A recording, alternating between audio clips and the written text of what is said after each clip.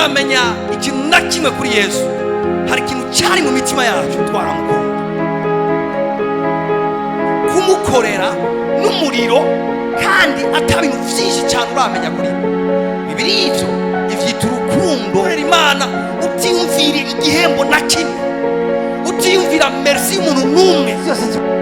Ikibazo si n'abantu, ikibazo ni wewe nyene. Hinduka wewe nyene hejuru ubikemura indani. Urabiza tuyu muzi nawe uranduye, igiti ntikizosubira kunaka ugira uza aho nyene. Wumvise Imana?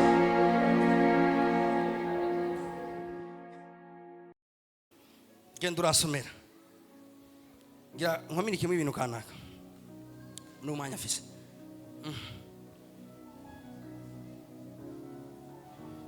Luka 7:11.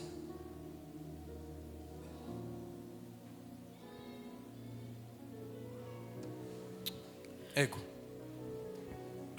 nega amatwi kweli. Hashize igihe gitonya, hashize igihe gito aja mu gisagara citwa Nayini. Abigishwa biwe n'ishengero ryinshi bajana nawe. Ego ashitse hafi y'irembo ry'igisagara, hasokoroka abajanye umuvyimba kuwuhamba. Ariko yari kinege, kandi nyina yari umupfakazi. Abantu benshi bo muri ico gisagara bari kumwe nawe. Ego Umwami Yesu amubonye amutera akagongwe. Haleluya. Aramubarira ati ntaco urira. Ego Yigira hafi y'ikigagara shaka wigereza. Bana ino histoire mwayumvise. Yesu yariko arinjira mu gisagara, hama bitubwira ngo ari kumwe n'abantu benshi, abigishwa biwe n'abantu benshi bagendera inyuma yiwe. Muri uko kwinjira mu gisagara ngo acahura n'abantu batwaye umuntu guhamba. Uwo mwana bari bagiye guhamba yari umwana w'umupfakazi. Icyambere yari kinege, icyakabiri yari umwana w'umupfakazi. Mu yandi majambo uwo mudamu nta espoir yari afise ko azosubira kuvyara. Nta mugabo yari afise, mugabo yari yapfuye. Yari afise umwana acarapfa. Ndashobora kwimagina uwo muvyeyi nyene yari amerewe muri uwo mwanya. Atuka amarira ari ku maso yiwe. Sinzi mugabo ndazi ko afise umubabaro ukomeye cyane. Abantu benshi bari baje ku kigandaro, mbere bari banamuherekeje no kumuhamba. Biriva ngo yari fure nini ya cyane ijanye nawe. Muri uko kugenda nawe Yesu acarashika ngaho. Ageze abona ikiziga, mugabo abona n'uwo mumama ari kararira. Biriva ngo amutera akagongwe. Ano ngomba guhagarara. Agira iki? Yesu araraba uwo mumama. Nibaza ko abimenye par esprit. Aramenya ati uyu mumama icyambere uwo mwana wiwe ni kinege, icyakabiri n'umupfakazi, icyagatatu umwana we yapfuye. Arabona amarira yiwe. Biriva ngo amutera akagongo. Yiganza mugenza mubwira ati Imana sigiti. Kugendegwa n'Imana bitangurana n'ikigongwe cy'Imana. Abavuga igongwe ni compassion. Ni imbabazi ushobora kugira umuntu bivanye n'ibimubayeko. Yesu vyarantangaje gukogwa ko n'uwo mumama. Kandi birashoboka ko n'abandi bari ngaho bari bakozweko, mwana cyo bari bafise bakora. Iyo hari ibintu nk'ivyo, hari abaza bashaka kumenya habaye iki, yishwe n'iki, bashaka kumenya makuru arisira. Yesu biva ngo arakogwa ko mu mutima. Yumva babajwe, yumva iyo situation imukubise ku mutima, yumva arababaye. Sinzi umuntu yakwigishije Imana ko ari Imana itagira ikigongwe. Mbwana ngo ndagikosore. Imana yacu ni Imana igira ikigongwe. Ni Imana ishobora kudetekta amarira y'umuntu icyavuga. Imana yacu ni Imana uciye mu bihe bigoye ishobora gucanayo nawe kandi ikababazwa n'ivyo bihe. Reka ndababwira n'Imana, nta muntu n'umwe yagendewe n'Imana cyangwa Yesu yahindukiye kugira neza atabanje kumutera ikigongo. Hari ukuntu mu mutima we habanza kuvyuka imbabazi n'ikigongwe agira uwo muntu bivanye n'ibimubayeko, hama mbwa ico kigongwe kigaca kimusunika kugira icyakoze.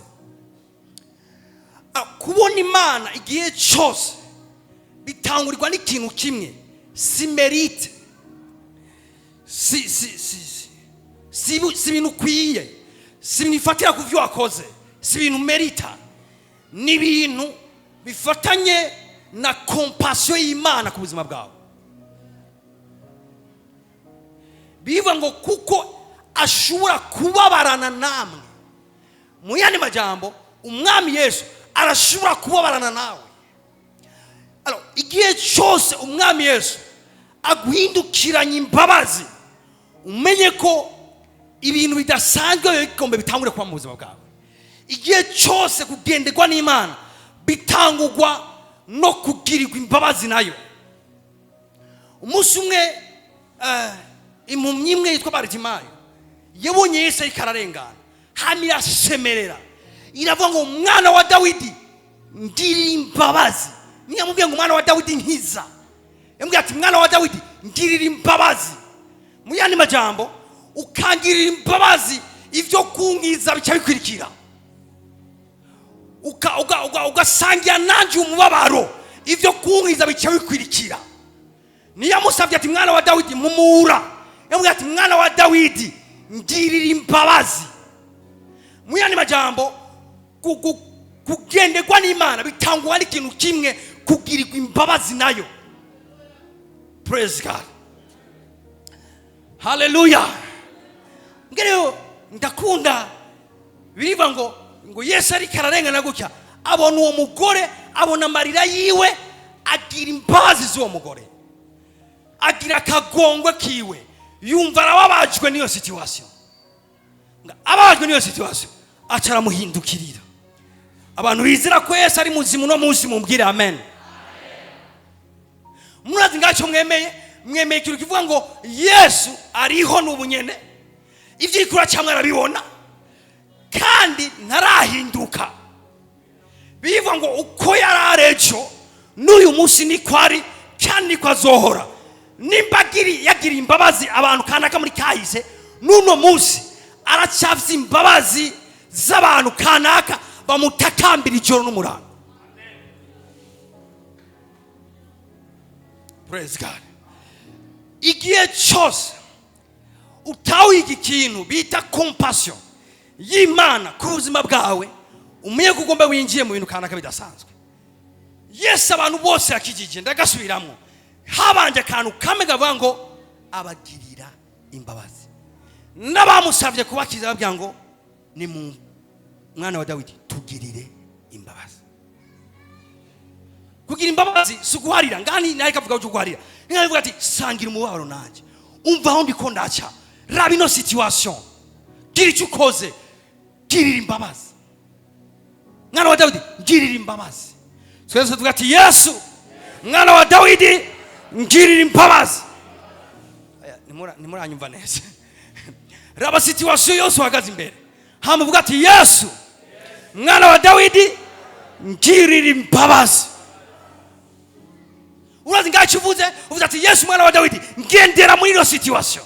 Yesu mwana wa Dawidi gira icyo ukoze muri iyo situation. Yesu mwana wa Dawidi sangira nanje bino bihe. Ngirira imbabazi. Yesu mwana wa Dawidi ngirira imbabazi. Hashataragabaye. Okay. Ndashobora kuguruka? Ndashobora kujya hejuru? Barima ndashobora kujya hejuru?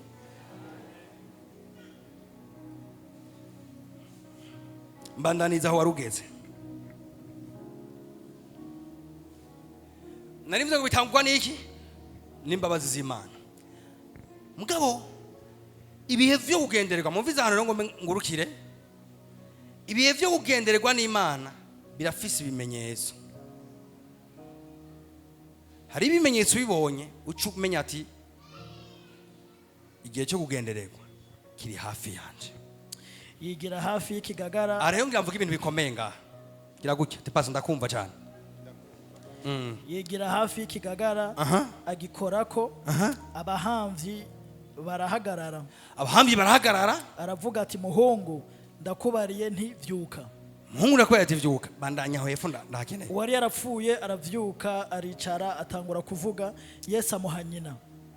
Bose bategwa n'ubwoba bahimbaza Imana batuvugishwa n'Imana ahambaye aserutse muri twebwe kandi bati Imana igendeye abantu bayo. Urakoze cyane. Uno mugore yaraje Yesu amugira imbabazi. Amugira imbabazi kazetaraba. Je numva no wabwira ikintu kweri.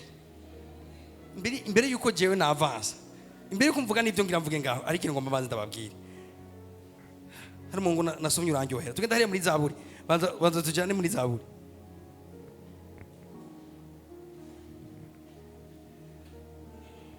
Verset 8.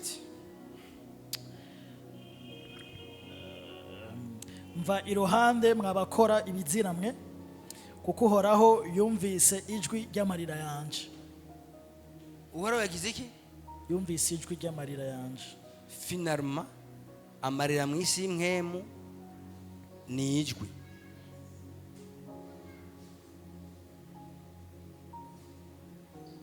Bano Imana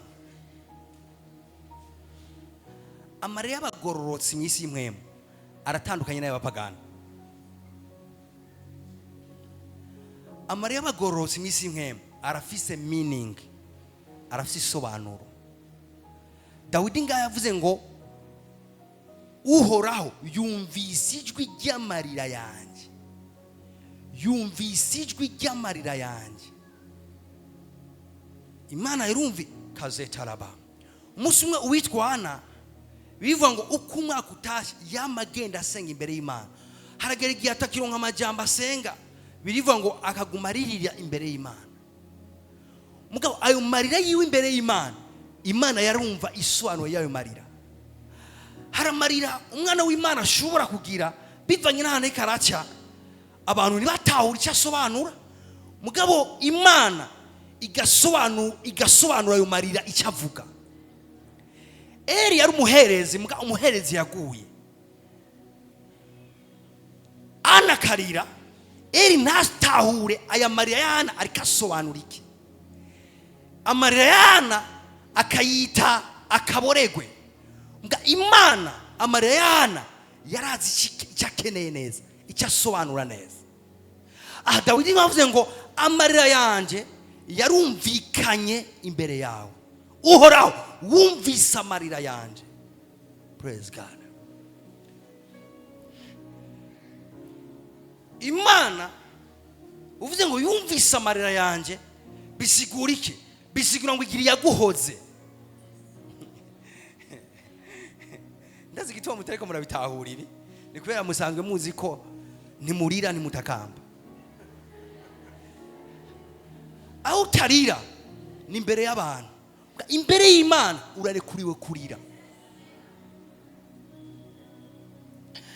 Imbere y'abantu ushaka ureke kwidodomba kuko bazokubonera ubusa. Ushake ureke kurira kuko bazogusuzugura. Imbere y'Imana biva ngo uyu mugore yaje kuri Yesu arira. Hama ngo ayo marira atera ikigongo Yesu. Hama Yesu Imana nimwiyoroshe. Imana sigiti. Imana urize irazi ko warize. Imana ufise umubabaro irazi ko wagize umubabaro. Hari ikintu ushobora gupresenta imbere y'Imana ufise ukwizera mugabo kandi ufise amarira ku maso. N'amarira afatanye n'iki? N'amarira afatanye. Amarira nasigura kutizera. Amarira asigura uburemerezi ukeneye kw'icyo kintu. Praise God. Ubonye umuntu wese arikarira nibisigwa ko atizera. None ana wo kumuduka ku musozi ku mwaka utashe, uduka ku musozi ku mwaka utashe, utizera ko Imana yobikora. Deja gusenga nisinye ko wizeye Imana. Alors, uri kurarira Imana nisinye ko wizeye Imana. iyo utizeye imana wari kuririra abantu kanaka mugabo ufite yuko waje gusuka amajojwa yawe imbere y'Imana ni sinye ko wizera Imana. Dufite ikibazo cy'abantu bagize Imana n'Imana iri insensible. Imana iri sensible brother. Imana irakogwako, Imana irumva amarira yawe. Umwe ndateka tubwira ibimaze abantu bashobora gutanga bakagira isezerano n'Imana, ivyo nimbi bitahura hari n'amarusho gushikana imbere y'Imana, ayo marira akagira meaning imbere y'Imana. Praise God. Nigaza mugeza umubwira tamarira yanje afise isobanuro imbere y'Imana. Kumbura imbere y'abantu boyita ibindi, boyita akaboregwe, boyita gafyinyi, mugabo imbere y'Imana amarira yawe niyita gafyinyi. Amarira yawe Imana yita ukwizera kwawe. Ivyo urikura urarira, ivyo urikura pushinga in prayer kazeta arabaya, Imana irabona icyagusunitse kugira ivyo bintu. Alors iyo ni fazi imwe, ariko nababwira ko kugendererwa bitangwa n'aka kantu Imana kugira compassion y'ivyo bintu. Icya kabiri ukwiye kumenya ko igihe cyo kugendererwa n'Imana kideclenchwa n'amasinye kanaka. N'amasinye kanaka ubona ukacumenya ati voilà ndinjiye muri sezo yanje kanaka. Hera ku murongo wa 14 umanuke gatoya. Yigira hafi y'ikigagara agikorako, abahanzi barahagarara. Aravuga ati muhungu ndakubariye ntivyuka. Manuka gatoya. Uwari yapfuye aravyuka, aricara, atangura kuvuga. Yesu amuha nyina. Bose bategwa n'ubwoba, bahimbaza Imana, batuvugishwa n'Imana, ahambaye aserutse muri twebwe, kandi bati Imana igendeye abantu bayo. Twese tuvuga ati Imana igendeye abantu bayo. Mu majambo yumvikana bari kuvuga bati Imana igendeye uyu mudamu, Imana igendeye uyu mwana. Aba bantu bari spirituel, abantu bafite ukuntu batahura isi imwe muri ngene ikora. Umugore yabuze umwana, umugore ari imbere ya Yesu, Yesu akiza umwana. Bacha bavuga ati hey, ibi bintu biratanguye. Tibitangaza ngibi biratanguye. Ati nimuvyite ko Imana igendereye uwo mudamu, ahubwo Imana igendera abantu bayo. Ngira mvuga ibintu bikomeye ngaho. Bano Imana iyo izanye grace ahantu kanaka, mugatangura kubona iyo grace iri kiratembera ahantu, nawe bitoba biriko biba kuri wewe. Reka mfate nk'akarorero, ariko aba bantu nta gitangaza bari bakiriye, mugabo abantu barabonye ati ibi bintu bitanguye gukoreka ngaha, get ready Imana iri mu karere. Mwanyumva neza ati muko Imana iri mu karere ngaha, uyu muntu yari yapfuye none arazutse. Hey, get ready Imana iri mu karere ngaha, ibikorwa byawe biri mu karere ngaha. Imana yagendeye abantu bayo, Imana iri kumwe natwe hano, Imana yagendeye abantu bayo. Bana tuvuze igihe cyo kugendererwa, munyumvirize neza, wige kuvaloriza amavuta ariko aratemba mu karere uherereyemo. Mu yandi majambo, mugenzi wawe agushingiye intaye mu buzima bwanjye ari kwa bibi nibi. Umviza attitude yacu, Imana iri mu karere muri yaspe. Hariko arakoreka mu buzima bwanjye ibi nibi. Imana iri mu karere muri aya mavuta. Kandi reka nababwire, Imana isusa ubuntu kanaka nibisuka ku muntu umwe kiretse abandi bahumye. Igihe abantu bari ngaho bakabona umuntu kanaka atakumva ibintu kanaka, akajya ati ndabenga karorero, ndasengeye umuntu kanaka, hama yakigitangaza, ufise ikibazo, get ready, ayo mavuta ari mu karere kandi ntiyagiye kubw'umuntu umwe. Manza mundindire gatonya. Ninga bavuze ati iyi ni sinye, ibi bintu bikoreze ni sinye ko Imana iri mu karere, ntiyagira usamara. Ufise ikibazo ntasamare, Imana iri mu karere. ibikorwa by'Imana biri hano muri aka karere, hagira koreka ibintu kanaka ku Imana iri ngaha. Amasinye ni ikintu gikomeye cyane. Nk'ubu numvise mu buzima bwa Pastor John Peter hariko arakoreka ibintu kanaka, ni sinye ko burya mu mavuta ariko aropera ngaha muri Israel. Ndashobora kwizerera ibintu bisa nk'ibyo ariko arabona, kandi nkabibona kubera ko Imana yasusa ubwo buntu muri ako karere murimo. Abo bantu bace baramenya ngo Imana yagendeye abantu bayo. Praise God. Twese tuvuga ati amasinye.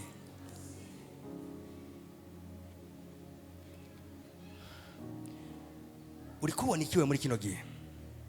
Uje hano ukadushingira intahe ati Pastor ndiko ndabona ibi, undi akaza ati Pastor ndiko ndabona ibi, nkumva ibintu kana kabisa. Cyamwe ati ubwo buntu uriko burakora muri kino gihe hano. Uriko burakora muri kino gihe hano. Ndafise uruhusha guca nizera ibintu bifatanye nayo mavuta, ndiko ndabona karopera aho hantu. Amasinye ni ikintu gikomeye cyane, ni ikintu kitumenyesha ko Imana iri mu karere, kandi tukamenya na aspect Imana iri kirakoreramo. Musi umwe Eliya muvugishwa n'Imana yarasenze, asenga ati Mana, iyi mvura yataze ndasenze isubire kumanuka, isubire kugwa. Eliya yaje kuvuga ivyo, Eliya niyaciye aserebra cyangwa ashinga intahe. Eliya cyajya muri prayer. Biriva ngo Eliya aje ahantu, Eliya arasenga. Muri uko gusenga Eliya ntiyarondera imvura kwigwa. Eliya yarondera sinye ko imvura igiye kugwa. Muranyumva neza? Eliya umwanya wose yasenze, Eliya yaguma atuma umushumba wiwe ati genda undabira pana kwa mama koroka, genda undabira ikimenyetso ko imvura igomba kugwa. Umukozi we aragenda araraba, nta na kimwe yabona. Hama aragaruka mugira data buja, nta na kimwe nabonye. Eliya acaguma muri prayer, aguma asenga. Hama arasubira kandi arasubira agaruka ati nta na kimwe nabonye. Tinundi nguma asenga gushika ku ncuro y'indwi. Biva ngo ku ncuro y'indwi acabona sinye y'agacu gatonye kangana n'ikiganza. Eliya cyamenya ati ibikorwa by'Imana harige bidatangurana na miracle, bitangurana na sign, harige bitangurana n'ikimenyetso. Hari ibintu kana kubona ukaje umenya ati burya hari ikintu gikombe gikoreke ngaha. Uno muzi kubigisha iyo uruzinze sinye urashobora kuruzinga miracle. Iyo umisinze sinye urashobora kumisinga miracle. Haje sinye kanaka itegura igitangaza, nuyibone urashobora gutakaza igitangaza.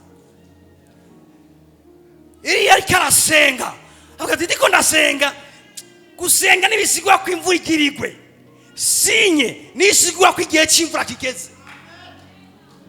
Arasenga ati narabona sinye, sindagira gutangaza, sindagira kubwira Ahabu ko imvura igirigwe. Ndiko ndasenga nivyo, ndizira ko n'imvura ishobora kugwa, nga sindagira kubitangaza, sindagira kubivuga, sindagira kubibarira Ahabu. Nza kwimubarira gari natangura kubona gacu. Eliya ariko arasenga arabona gacu kangana n'ikiganza kari ngaho. Akiramenya ati hari igihe cyo gusenga n'igihe cyo kwinjira mu byo wasengeye. Ibyo wasengeye bitangurirwa na sinye. Acabwira wa mushumba we ati genda ubwira Ahabu ati mvura yisegenya igombigwe, kubw'ivyo buragenda hakibona. Mu yandi majambo amasinye niyo kumenyesha ibigira bikwirikire. Udashoboye gutahura rangaje y'amasinye ivyo Imana ikakwereka mu bimenyetso kanaka urashobora gutakaza igitangaza cyawe. C'est très important kumenya mbega muri kino gihe Imana ikivugana nanjye iki, muri ibi Imana ikivuga iki, ibi ndiko ndabona ibi bimenyetso biko biraca imbere yanjye hariko havuga iki kubinyerekeye. Dawidi nako Eliya avuga ati hey, kage saga sinye ego imvura igiye kugwa ko igihe cyose kaze taraba naje kuba challenginga uri kurasengera ibintu. Hari abantu bihuta kujya kubwira Ahabu ko ibintu kanaka bigiye gukoreka juste kubera prayer. Watakaje prayer si ivuga ko ibintu bigiye gukoreka, sinye ni ivuga ko ibintu bigiye gukoreka. Uri kurasenga senga gushika utangura kubona ibimenyamenya, senga gushika utangura kubona ati ndatangwe kubona gacu, ndabonye gacu kubwiyomvo ngome ntangure guproclame neza Imana. Urashobora kutangura kuvuga ushize amanga ati gihe cyanje kirashitse vuba. Kubera iki? Natanguye kubona amasinye y'ibihe byanje. Praise God. Hallelujah. Urashobora gusenga Imana ntiyishurishe igitangaza, ikishurisha sinye. Just a card, just a appel, just a message, just ikintu kanaka umenga ni gito. Reka nakubwira ibanga ry'amasinye. Amasinye amenywa n'abantu b'imwemu kuko amasinye nigeraza ari manini. Kenshi yamaza ari utuntu duto bisa umuntu spirituel kwa detecte ko imvura isegenya ishobora kuva mu gacu. Uribanda gusenga iminsi ndwi Imana mukwishurisha agacu kangana n'ikiganza. Nigiye n'agacu kangana basi n'ibiganza bibiri. Agacu kangana n'ikiganza. Mugabo ndakubwira ibanga. Video prière yawe izodetermina sensibilité yawe. Sensibilité yawe izodetermina capacité yo kudetecta amasinye n'icyasobanura. C'est très important kubijyanye n'ibyo amasinye uba sensible spirituellement. Ama antene yawe akaguma ari kaze taraba. Hari igihe ubugaragwa bugasigura ubugaragwa. Hari igihe ubugaragwa buba buriko buravuga igihe gishasha ugiye kwinjiramo. Reka mbega bivuge ndavyeruye buri mwari muzi ko n'intambara zimwe nyinshi Imana irazikoresha kugira tubwire ibihe tugiye kwinjiramo. Alors udacuye gutahura mbega ibi biriko biramuzima bwanje bisigura iki. Urashobora kutamenya ko niyo ntambara burya ni porte Imana yuguruye, ni sinye Imana ishize ngaho kugira kwinjiza mu bihe byawe bishasha. No bikupuva mu ijambo ry'Imana. Yosefu yahawe amasezerano, mwaraba ingene Yosefu yinjiye muri amasezerano. Intambara ku yindi abo bavukana baramudandaje, agiye kwa Potifari arabeshewe, agiye mu gasho arakuweyo maka. Intambara ku yindi mbwa zose zari zigamije ikintu kimwe, zariko ziramujana kuri throne. Utari sensible urashobora kurambirwa no kugeragezwa. Urashobora kudasobanura why ndiko ndacano, ugasanga urabihevye urabivuyemo uranataye n'umwikomo ku Mana. Niyo nzira nyene Imana kiragucishamo kugira gushikana mu byagusiga. Mwene majambo ibintu vyose uri kuracamwo nuvyita ikibazo brother, biyashobora kuba ariyo nyishu nyene yo gushikira ku bintu kanaka. Ndanagomba ndakubaze urazi gituma uri kuraca. Dawidi yejeje kwica intambwe n'idubu, ava yaja kwica Goliyati. Mbere n'imbere yuko yica Goliyati mwese murazi ingene Sauli yamurondera mu nyuma aramucika yica Goliyati. Ibintu byose bigenda birakorakorana. Dawidi yirotuva mu ntambara nyinshi, yirotuva yicaye ibwami. Intambara hari Imana zikoresha nk'amasinye y'ibihe bishasha ugiye kwinjira. Icyo nkundira rero mujyanye n'intambara, Imana yavuze ikintu gikomeye cyane. Kaza tarabranda somera Yeremiya 19 hari umurongo mukomeye kujyanye n'intambara, munyumvirize neza. Bazokugwanya ariko ntibazokunesha, kuko nzoba ndi kumwe nawe ngo nkurokore. vuga ati bazongwanya ariko ntibazonesha. Ndiko numva uruhande rwonyene, reka dukorane naba. Vuga ati bazongwanya ariko ntibazonesha. Reka nkorane naba vuga ati bazongwanya ariko ntibazonesha. Nyumvira n'Imana. Eka kuvuga ati nizo ntambara ariko urazicamwo. Pempote bariko barakugwanya nuzoneshwa. Niwemere kuneshwa. Ahubwo izera izinzi. Bari man ndi kuri aka kantu. Ndashaka gutanga illustration inciyemo. Reka dufate twese ko turabajoueur. Reka dufate ko turabajoueur. Abajoueur ba football. Reka fate ko iki kintu ufise ari baro, umupira. Ndatanze pasi kwa Claude. Mwese surtout equipe tudasangiye. Sivyo? Tutariko turakinana. Mwese muce muja kwa atakande. Nimbura umuntu w'imwema wumvise ibintu ko ndavuga.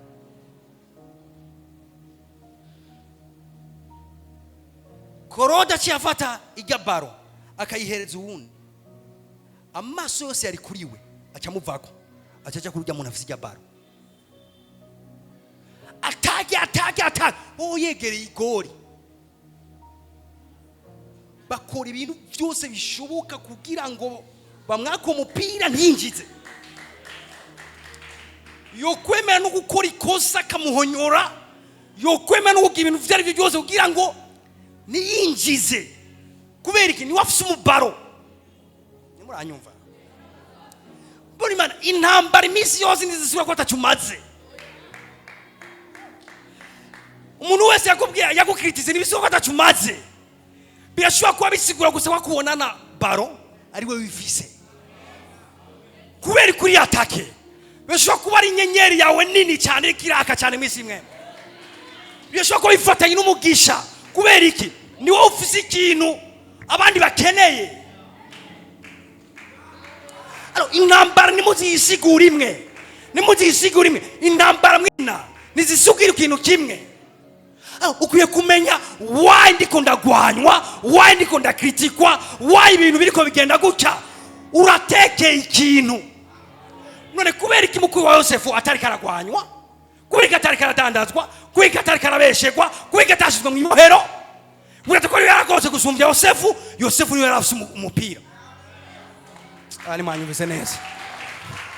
Kubera iki Eliyabu mukuru wa Dawidi yari umukosto nivyo. Nga kubera iki atari we karahura n'ibyo bibazo byose. Wewe ni yari umwana wa Isaya. Nibavuka mu papa umwe. None kubera iki wose atari ko baca mu bihe bimwe? Ni kubera ikintu Dawidi yaratekeye nicyo cyatuma ahura n'intambara kanaka.